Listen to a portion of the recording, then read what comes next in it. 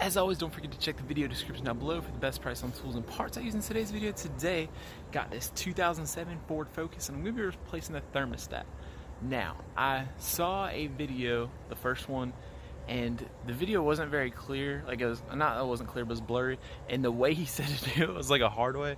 So I'm going to show you this super easy way. And sometimes I have those thumbnail picture and it says super easy and it's not easy. I promise you this one is going to be way easier than trying to do it the way this guy showed you. So let's check it out.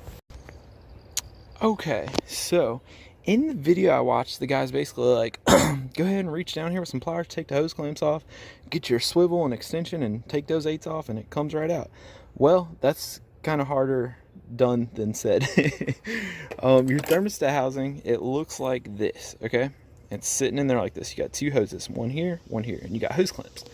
So I found the easiest way to do this is, and I'm just going to show you the thermostat housing. You'll get a nice clear view of it here, right in there.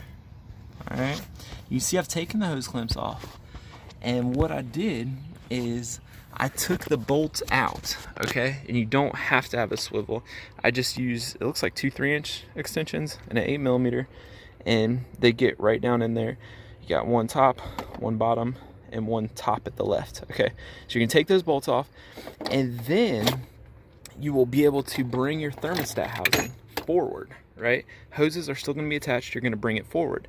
And with the thermostat housing right at about here, you can go ahead and take you just a regular pair of pliers, go ahead and remove the hose clamps. Now you're gonna be like, how do I take those hoses off? Because I can't pull it. So what you'll do is take one bolt, the top right one is kind of the easiest one to get to right here. Go ahead and bolt it back on.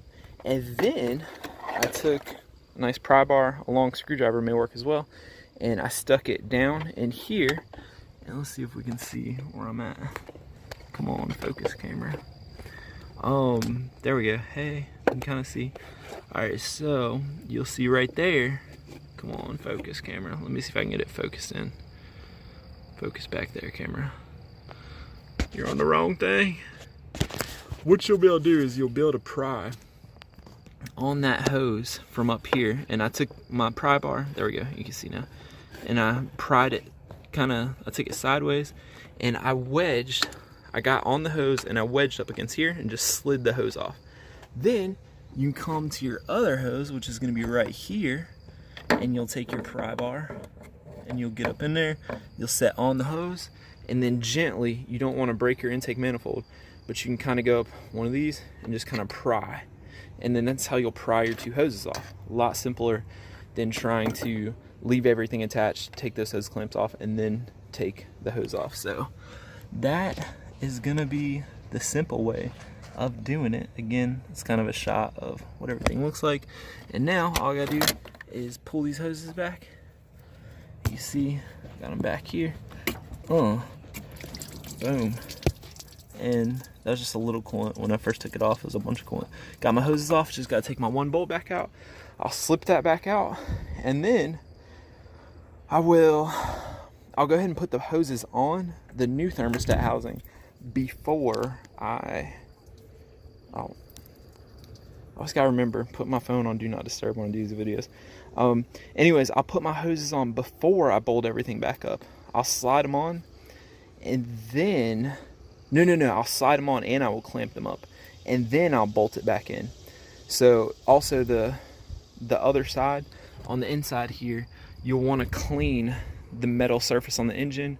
You can take like a little razor blade, and it's gonna kind of be hard to get in there, but just go ahead and wipe it down really good and make sure you have a clean mating surface. It's got a rubber gasket, so it shouldn't be like one of those paper gaskets where you have like all this stuff that's really hard to get off. But anyways, just kind of put that back on there. You can use some RTV, link below in the video description.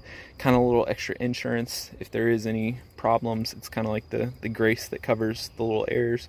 You can just apply some on the end here. And that is pretty much it, guys. Just snug it back in there. You know, get your bolts started, just snug it in. Doesn't have to be too tight. These are 8mm bolts, so they're gonna snap off easier than like a bigger bolt. So just, you know, snug it, and then maybe run it down, and then maybe a half turn. Just make sure it's snug, you don't want to break the bolt off in the engine. So that is pretty much it. You're always going to want to bleed everything afterwards. Coolant, go ahead and take that off, fill it up, let it run with the cap off for about 15 minutes with your heat all the way on, and that should have all the air come up out of there. And just keep adding. Let's see, does this one have a bleeder? I'm not seeing like a bleeder valve up here anywhere. So, but that's pretty much it, guys. Not too bad of a job.